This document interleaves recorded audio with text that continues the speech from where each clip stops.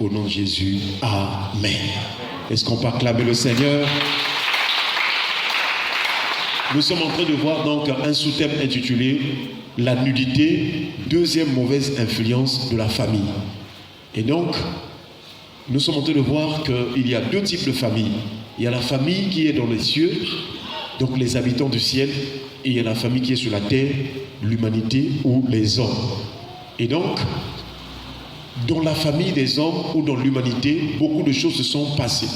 C'est vrai qu'au ciel aussi, c'est là où la rébellion avait commencé. Parmi les anges, nous l'avons déjà rappelé cela, qu'il y a un ange qui s'est révélé, qu'on appelait l'astre brillant, mais qui est devenu Lucifer, donc Satan, le diable. Mais quand il s'est révélé, il est parti avec un tiers des anges. Donc il n'est plus dans la présence de Dieu. Et désormais, les anges qui sont restés avec Dieu, auprès de Dieu, qui rendent gloire au Seigneur, qui servent le Seigneur, ce sont des anges fidèles. Est-ce qu'on peut acclamer le Seigneur?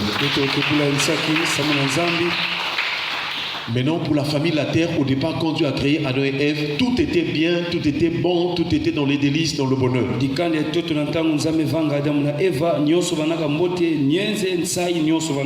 Mais après, le diable, Satan, le serpent ancien est venu, il a corrompu l'homme. Et depuis lors, la nature humaine est donc déchue. La nature humaine est remplie de la soif de s'opposer à Dieu, de se rebeller contre Dieu, de vouloir vivre indépendamment de Dieu.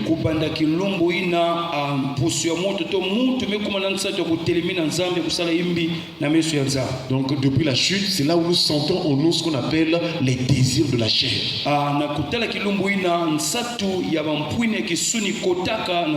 Et à cause de tout cela, donc, de la famille terrestre, en tout cas, il y a eu donc des malédictions, des mauvaises influences. Et c'est ce que nous sommes en train de voir. Donc, la deuxième influence, c'est la nudité. La nudité, c'est l'état d'une personne nue. Or, nous avons rappelé que quand Dieu a créé l'homme, au départ, l'homme et la femme étaient tous de nus, mais ils n'en avaient point honte. Il n'y avait pas encore de loi. Tout était en paix. Mais après la chute, dans le péché, nous devons comprendre que le péché est venu comme pour pervertir, ou bien pour emmener l'homme à travers la nudité de pécher contre Dieu ou de faire ce qui est mauvais.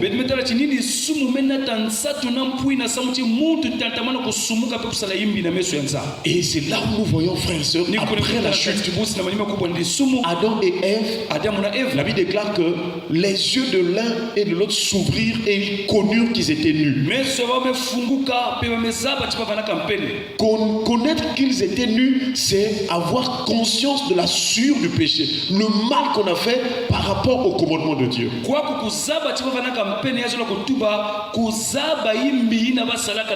Malheureusement pour Adam et Ève, pendant qu'ils ont péché, ils voulaient encore fuir loin de Dieu.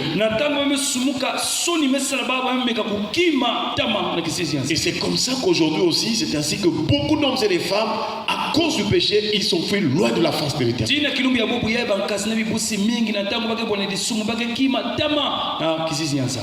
Et donc nous voyons que la nudité en ce moment-là devient un péché.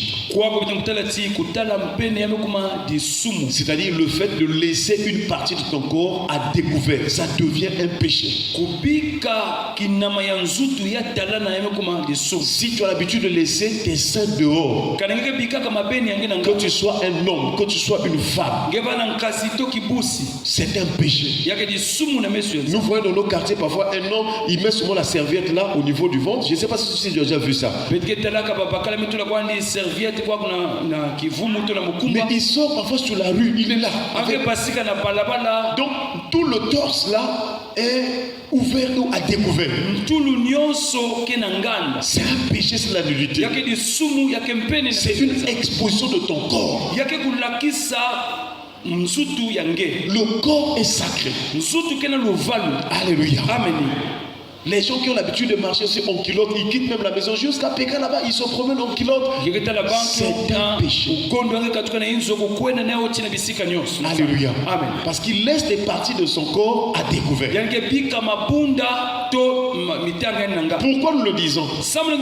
Parce que quand Adam et Ève ont péché, Dieu, pour emmener la solution par rapport à la connaissance du péché qu'ils avaient par la nudité, la Bible déclare que Dieu fit des habits de peau et ils les ont revêtis. Est-ce qu'on peut acclamer le Seigneur? Donc on peut dire que la première personne qui a commencé à habiller l'homme, à donner à l'homme les vêtements, c'est Dieu. Parce qu'il n'y avait pas de couturier, il n'y avait pas de tailleur dans ce monde. Il n'y avait qu'Adam et Ève. Et Dieu a tué un animal, il a pris la peau de l'animal, il a revêtu l'homme et la femme afin de protéger ou de conserver ou de garder, de couvrir leur nudité. C'est là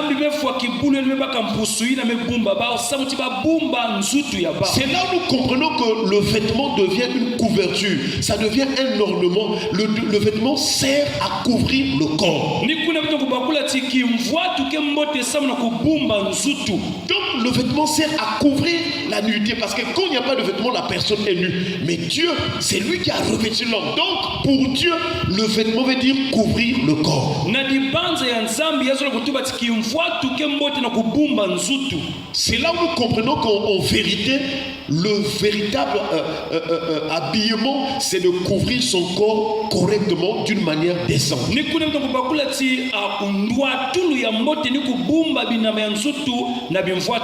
Cela veut dire qu'au départ, les gens s'habillaient en couvrant correctement leur corps, en couvrant leur nudité. Mais Satan sait que la nudité apporte la malédiction. Il a dit, bon, comment je vais faire pour emmener encore les hommes vers la malédiction? Il a commencé à inventer les modèles d'habits. Et il a mis ces ponces-là dans certains couturiers ou bien des tailleurs. Et ils ont commencé à faire des modèles où on confectionne un habit, mais on laisse une partie du corps à découvert. Et cette mode-là s'est perpétuée dans le monde jusqu'à présent. Et les hommes en sont arrivés même sur la rue. Je vous ai expliqué un jour, nous étions invités à un dîner. C'est un ami pasteur qui s'était marié, donc il m'avait demandé. Mais on était surpris de comment ce que les hommes et les femmes étaient habillés. C'est pas possible. Pour la plupart, les femmes étaient à moitié nues. Et il y avait même une dame qui était là-bas. C'est pas possible. Elle était en caleçon. Quand j'entends donc le caleçon là, en pleine soirée, caleçon ici là. Elle était grasse avec des grosses jambes, mais elle marchait devant les gens en caleçon.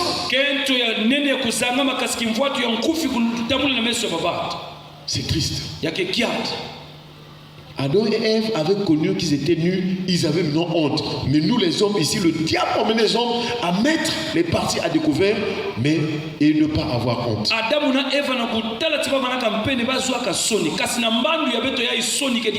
Mais en vérité, le péché ou la nudité, c'est une honte. Est-ce qu'on peut acclamer le Seigneur? Voilà pourquoi nous sommes en train de dire ces derniers jours, nous devons instruire nos enfants à la maison de bien s'habiller. Bien sûr, nous-mêmes les parents devons être des modèles. On ne doit pas exposer nos aisselles, nos parties du corps devant les enfants. Soyons des modèles, les enfants aussi vont suivre. Pour bien éduquer les enfants, il faut que nous-mêmes les parents, nous soyons d'abord des modèles. Et donc c'est là où nous voyons que la nudité c'est une honte et la honte c'est une malédiction. Et c'est là où nous avons vu que la honte c'est un déshonneur, c'est perdre la valeur que Dieu a placée en toi. Dieu, quand il a créé l'homme, il a donné la valeur à l'homme. Il a dit soyez féconds, multipliez, remplissez la terre, assujettissez-la. Et même à l'homme Adam, il a donné le pouvoir de donner les noms, de nommer les choses qui étaient sur la terre. Donc pour Dieu, il veut que toi tu puisses avoir de la valeur. Parce qu'il t'a créé à son image selon sa ressemblance. Mais le péché conduit au déshonneur, à la perte de la dignité. Donc même là où tu avais de l'estime, si tu commences à mal t'habiller, tu vas perdre cette estime-là. Les gens pourront dire, oh, mais le papa mais comment il peut s'habiller vraiment? Tu vas perdre la valeur. Or la honte, c'est quelque chose de pas bien. C'est là où dans la Bible nous sommes en train de voir les passages bibliques où Dieu parle de la honte. Et ce soir nous prenons encore un autre texte biblique. Nous sommes dans Deutéronome chapitre 24 et nous lirons le verset 1.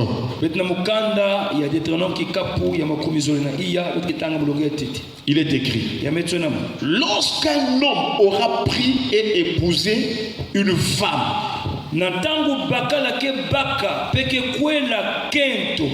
donc lorsqu'un homme aura pris et épousé une femme qui viendrait à ne pas trouver grâce à ses yeux,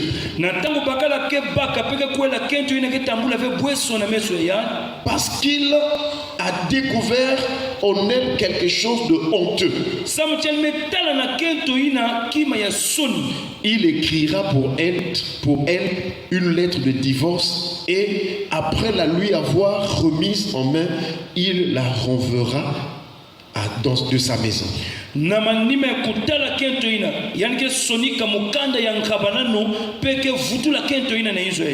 Là, nous sommes déjà au temps de la loi en Israël. Moïse est le conducteur de ce grand peuple. Mais Moïse avait vraiment du mal parce que tout le temps, il y avait des plaintes dans les couples.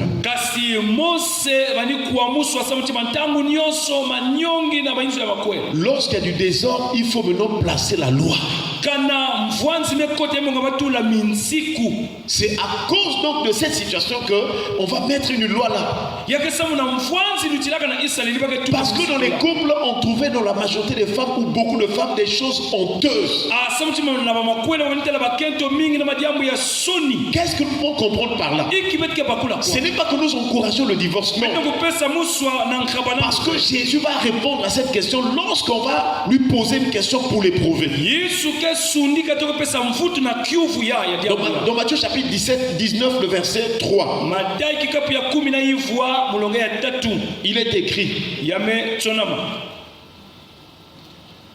les pharisiens l'abordèrent et dirent pour l'éprouver: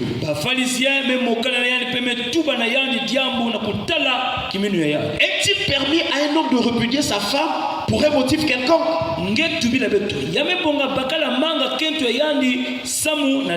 Donc les pharisiens connaissaient Deutéronome chapitre 24 verset 1 là. Maintenant ils posent une question à Jésus pour l'éprouver, pour voir s'il va se tromper dans la réponse afin qu'il le lapide ou bien qu'il le tue.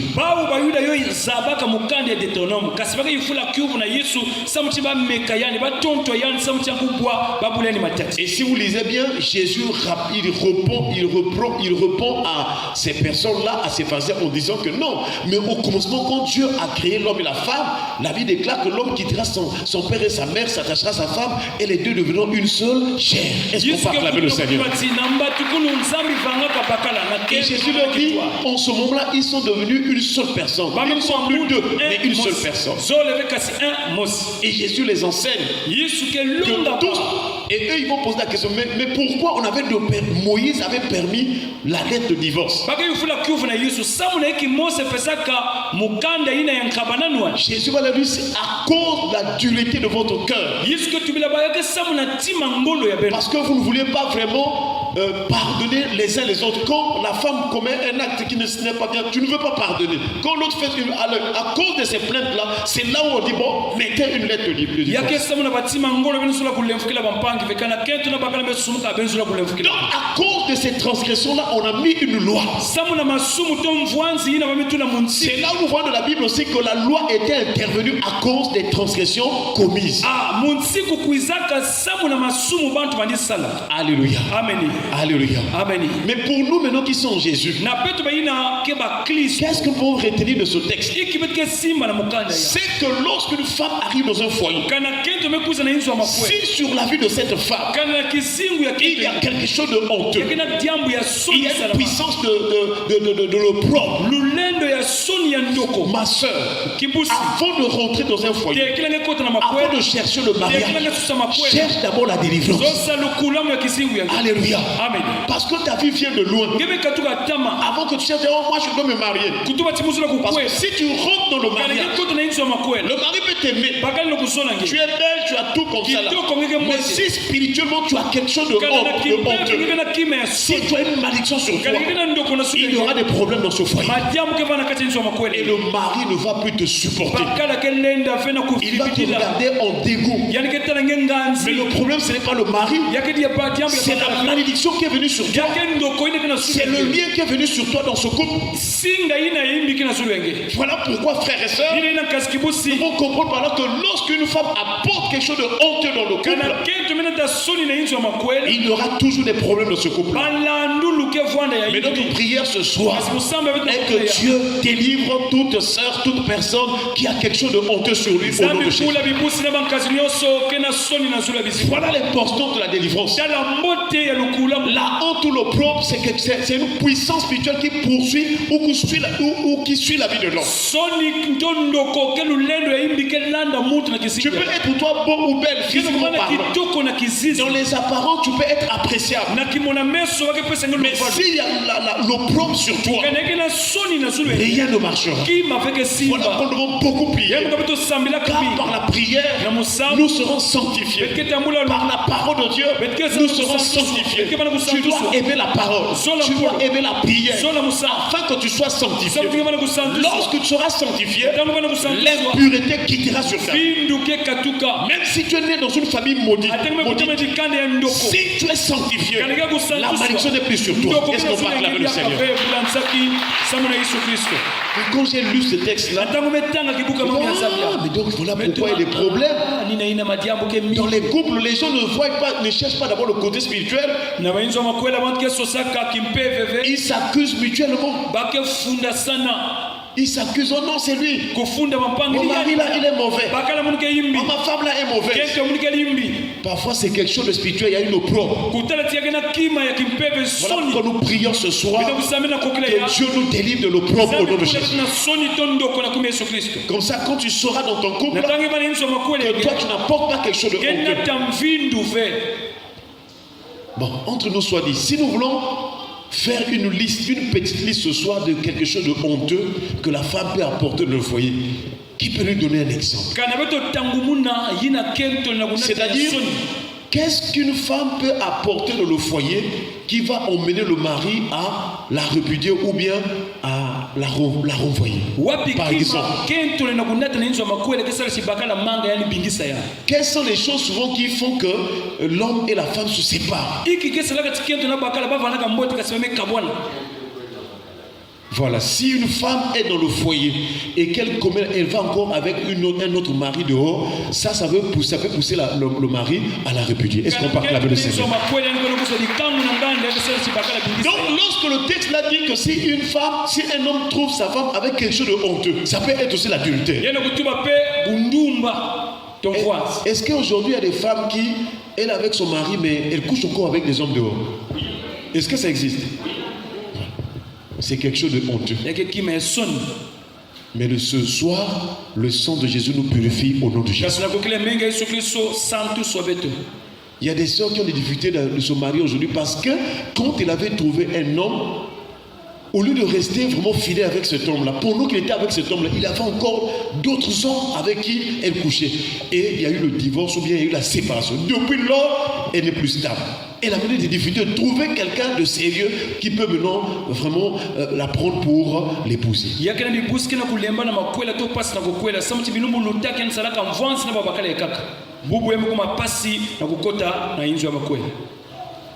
Qui peut nous donner un autre exemple? Soyez libres, hein, nous sommes dans l'impolitesse. On acclame le Seigneur. Une femme qui arrive dans le foyer et qui manifeste l'impolitesse vis-à-vis de son mari, ça sera l'objet de la séparation. Dans un premier temps, le mari peut supporter, mais comme le péché ne se cache pas, ça veut toujours sortir. Il y aura un temps même pendant que les invités sont là, les gens sont venus visiter, la femme va libérer son impolitesse. Beaucoup de mariages se sont séparés à cause de l'impolitesse. Voilà pourquoi ma soeur, si tu sais que tu es bouchard, tu es encore impoli depuis les parents, cherche d'abord la délivrance. On se dit oh non, moi je prie vraiment le mariage. Mais si Dieu voit déjà que tu parles beaucoup, tu es impoli, comment voudrais-tu que Dieu te donne un homme qui va venir? Mais tu vas gaspiller. Les mamans, les mamans, est-ce que c'est calme? Quelle autre chose qu'une femme de honteux qu'une femme peut apporter et qui peut être l'objet d'une séparation? Même en Kikongo, tu peux dire, hein, même en Kikongo, son papa, qui m'a enseigné le coup de là, si quelqu'un te met ça la façon. Voilà, on acclame le Seigneur. Il y a deux choses. Le vol. Un jour, j'étais assis là, j'ai reçu. Un jour, c'est un ouvrier. Je l'avais appelé pour nous faire des travaux. Après, je dis, mais toi, tu ne pries plus. Ah, pourquoi je prie, mais les femmes d'aujourd'hui, papa, c'est compliqué. J'ai dit quoi? Ah, mais j'avais trouvé une femme là. Une voleuse. Je dis, oh, comment? Il dit, papa, il m'a fait chier. Quand je vais prendre le devis, parfois, on me donne l'argent pour aller acheter le matériel.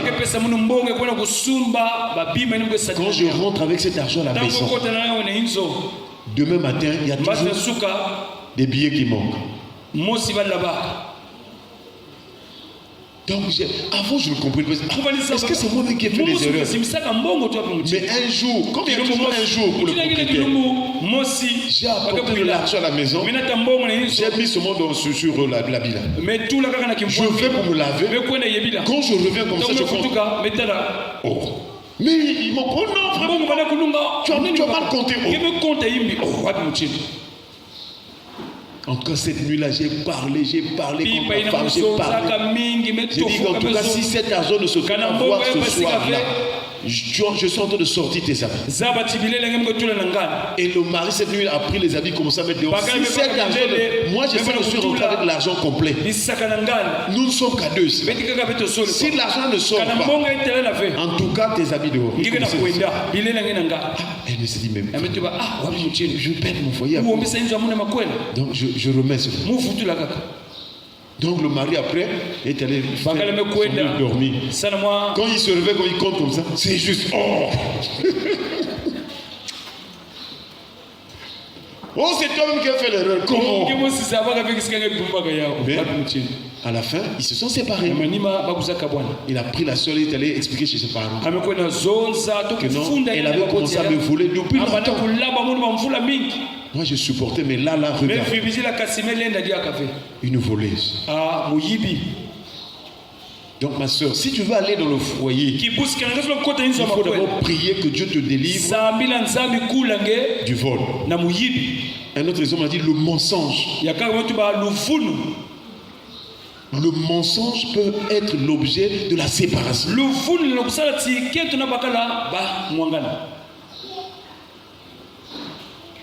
Mais nous prions ce soir que le sang de Jésus purifie notre langue et notre bouche et que le Seigneur nous délivre du mensonge au nom de Jésus. Est-ce qu'on peut acclamer le Seigneur? J'ai connu une femme. Le mensonge, c'est pas possible. Mais vous savez que quand quelqu'un est baigné dans le péché, il y aura un moment quand il est en train de faire ce péché, il ne s'en rend plus compte. C'est comme quelqu'un qui ment. Il y aura des moments où tu es en train de mentir. Tu ne sais pas que là, tu es prise au piège déjà. Mais tu continues à mentir. Tu penses que ça devient une vie pour toi. Et sur la base des paroles, on va te dire, oh, mais si toi tu me dis telle chose, on te rattrape, on te ramène les choses. Après, tu te rends compte qu'on a su ce que tu avais. Quel autre péché, quelle autre chose de honteux que la femme peut apporter dans sa vie?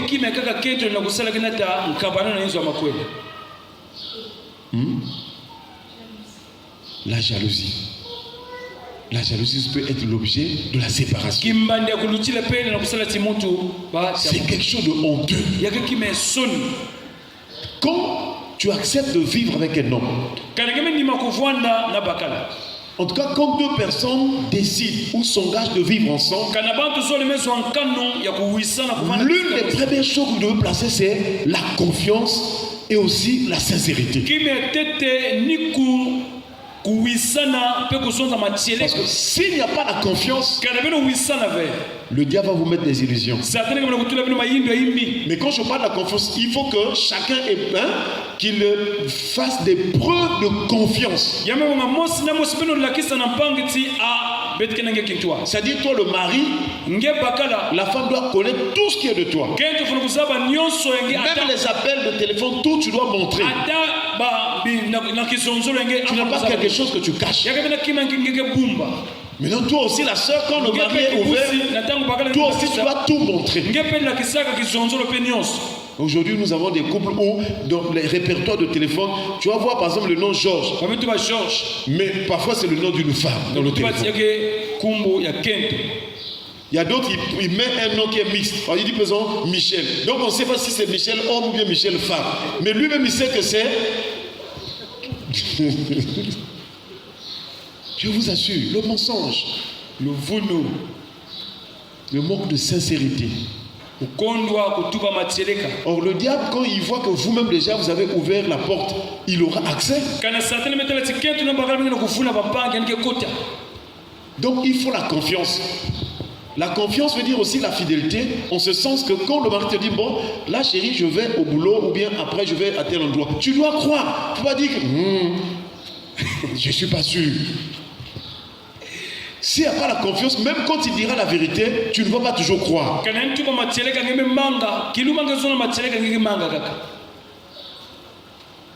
Un jour, on a prié avec un couple, après ils ont eu des problèmes. Le mari était allé en banque. Mais l'heure à laquelle le mari était arrivé, on avait déjà fermé. Maintenant, il a sollicité à une caissière de banque. Ah vraiment, j'ai une urgence, vraiment, si tu me fais grâce. Et la soeur là lui a aidé de sortir l'argent. Non, à partir de ce jour-là, ils se sont donné le numéro puisqu'il a rendu service au frère. Donc le frère là, il a pris le numéro de cette caissière pour que s'il y a encore une situation facilement on peut lui faire grâce. Mais dès que la femme a vu le numéro là, il dit je dois appeler la femme. C'était compliqué. Regarde la situation. Non, c'est ta femme. Jusqu'à ce qu'elle appelle la fille là, dans la nuit. Et quand elle appelle, vous allez, laisse mon mari. Mais la femme, mais quoi? Mais moi j'ai rendu service. Moi je travaille à tel endroit, je dois rendre service. Et depuis ce jour-là, la sœur là s'est coupée, c'est-à-dire les services qu'il rendait au mari. À cause de la jalousie. Vous savez que le mari, pris par la colère, il a dit, papa, la femme là, il a renvoyé d'abord la femme à la donc attention à la jalousie. La jalousie tue. Parfois là où tu crois des choses, parfois c'est pas vrai, tu vas souffrir de la tension, tu vas mourir bêtement. Papa, mais comment il faut faire? Si tu as des doutes, si tu as des soupçons, il faut maintenant prier. Moi, je préfère une femme qui cherche même les dons spirituels. Est-ce qu'on parle de ça? Parce qu'il y a des dons spirituels qui peuvent te faire voir ce que le mari fait même ailleurs. Tu as la maison, tu es une bonne femme qui prie. Dieu peut t'ouvrir en vision. Voilà ce qu'il faut chercher. Il y a des femmes ici, non? Elle n'a que des dons spirituels. Mais quand elle dit quelque chose, c'est ça. Et le mari par lui-même, là, vraiment, si je fais quelque chose, elle va voir. Alléluia. Amen. Donc, le divorce ou les séparations dans le couple sont aussi, ont pour source vraiment quelque chose de honteux. Une autre chose qui peut faire que la femme détruit son foyer, c'est l'esprit de bagarre. Il y a des femmes qui aiment se battre avec le mari. Bon, sœur, toi tu vas aller. Non, je parle dans le cas où la femme est forte, le mari. Parce qu'il y a des couples comme ça là où le mari il n'est pas assez fort, la femme est un peu plus forte. Même si tu es plus fort dans ce sens-là, il ne faut pas essayer d'agresser le mari. Parce que le jour où il va prendre la décision de te chasser, tu vas aller traîner avec tes forces. Tu as la force dans les muscles, mais les muscles ne te donnent pas d'entrer dans le mariage. Est-ce que la force des muscles donne le mariage? Ça ne donne pas le mariage. C'est l'amour qui donne le mariage. Donc même si, et puis il y a des femmes, ils ont la force depuis le village. On lui a fait mis des incisions. Donc, dans leur famille, les femmes sont fortes. Elles sont fortes. Si tu as ces choses-là, il faut demander pardon au Seigneur et chercher la délivrance. Parce que ça sera difficile de tenir un foyer si tu as ces esprits-là. Ces forces surnaturelles, ce sont des esprits. Dès qu'il y aura un problème, tu auras tendance à agresser le mari.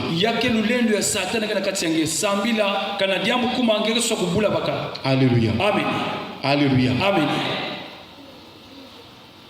Il y a une femme avec qui on a prié. En tout cas, tu la vois déjà de corpulence. Le jour où elle est venue à la délivrance, il dit, papa, là vous êtes là, même si vous êtes 7, je vais vous ramasser. Donc on faisait au nom de Dieu, on était de loin. Robuste. Une main vraiment de fer. Mais une femme. Mais la force là, c'était des démons. Donc je pense que quand tu veux vraiment entrer dans le mariage, il faut d'abord résoudre le problème de la délivrance. Pour que tu sois une femme sage, une femme douce, qui va bien chérir son mari. Attention, le foyer, le mariage, c'est un don que Dieu donne. Mais il ne faut pas apporter quelque chose de honteux. Parce que la honte que tu apportes dans le foyer, ça sera aussi une honte. Ça sera aussi l'image de ta famille que tu vas ternir. À cause de ta situation, les gens peuvent dire, on peut même rapporter aux gens, faut jamais se marier dans telle famille. Parce que là-bas, les femmes sont bouchardes. Les femmes aiment se battre. Les femmes sont impudiques. Voyez-vous? Quel est le caractère que tu as? Quel est le comportement? Dans l'ancien temps, quand on disait une femme, l'une des choses qu'on voit, c'est d'abord la douceur. Est-ce qu'on parle avec le Seigneur? Quand on disait une femme, vous sentez la soumission, vous sentez la douceur. Ah, papa. Ah, chérie. Mais aujourd'hui, c'est pas possible. Même dans les couples, c'est rare d'entendre le mot chérie, c'est rare. Est-ce que toi, tu dis à ton mari chérie? Maman Béa, est-ce qu'il n'y a pas Gaston chérie? Maman Arlette, chérie est devenu rare. Les gens sont, ça dit que, je ne sais pas qu'est-ce que les gens cherchent. Les gens sont à la recherche des affaires, donc chacun, donc c'est pas possible. On n'a même pas de tenir chérie. Ah, chérie, tu es arrivé, assois-toi. Ah, t'as ton pantalon là. On s'occupe pas du pantalon de chérie. Rien du tout. C'est comme une classe de l'école primaire quand les enfants. C'est toujours le bruit. Or, le mari a besoin de la douceur parce qu'il quitte le boulot, il est chargé des situations, des problèmes, il fait le boulot. Quand il rentre, il a besoin de la douceur. Mais les femmes, dès que tu rentres, oh, mais je t'appelais là, tu étais où? Est-ce que, comment tu peux recevoir un homme? Toi, je t'appelais, je t'ai envoyé des messages. Tu n'as pas répondu. Tu étais où? Des réponses bizarres. Le mari c'est sûr. Toi c'est toujours comme ça. Oh. Que le Seigneur nous pardonne, que le Seigneur nous délivre. Maman Chancel, est-ce que tu dis à ton mari chéri, même s'il y a une situation des enfants, avant de dire, prends d'abord au sentiment le mari. Dès qu'il arrive, l'école, on a besoin, ça c'est l'école. À l'école des enfants, tu n'as pas encore payé, toi tu n'as pas encore payé. Oh!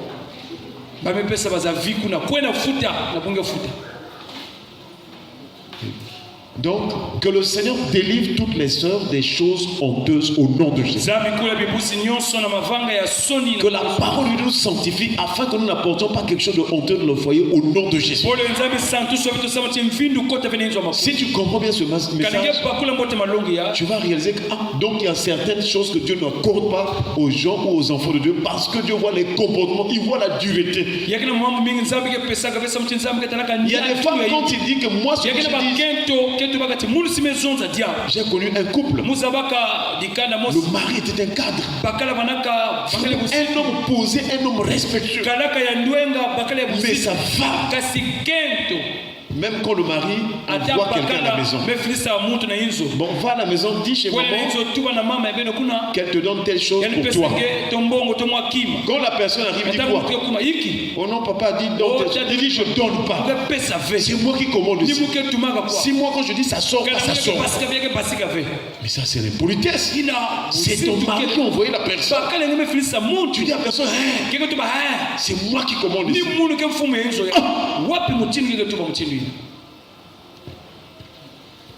Aujourd'hui, je pense qu'ils se sont séparés. Attention, attention. La Bible déclare la femme sage bâtit sa maison. Pour bâtir une maison, vous voyez comment les maçons quand ils bâtissent, c'est tout un travail. Il faut de la force. Il faut de la patience. Il faut de l'intelligence. Pour tracer, pour mettre la fondation. Il y a beaucoup de choses. Toi aussi, pour bâtir ton foyer, il faut de l'intelligence. Il faut de la prudence. Sinon les briques seront tordues. Si tu fais mal le mélange, alors ça ne sera pas vraiment un bon produit. Donc pour bâtir sa maison, il faut vraiment être une femme pleine de sagesse. Et cette sagesse, tu la trouves dans la parole de Dieu. Est-ce qu'on peut acclamer le Seigneur? Que le Seigneur nous donne d'apporter dans nos relations ce qui est plein d'honneur, plein de dignité. En tout cas, dans tous les milieux où tu vas évoluer, que ce soit au travail, que ce soit dans les relations amicales, que ce soit dans la famille, sois une personne qui apporte les choses qui sont pleines de dignité, de respect. Même quand tu es en réunion de famille, ne sois pas comme une femme insensée. Il y a des sœurs, chaque réunion de famille, c'est elle toujours qui provoque les choses. Je sors de cette famille. Il faut être une personne sensée. Et c'est le Saint-Esprit qui peut faire ce travail dans ton esprit, dans ton cœur. Que l'Éternel nous bénisse. Que le Seigneur nous donne la sagesse au nom de Jésus. Qu'il nous donne la douceur et la patience au nom de Jésus. Alléluia. Amen. Mais si on était dans la prière, nous allons remercier le Seigneur pour sa parole. Prions le Seigneur au nom de Jésus.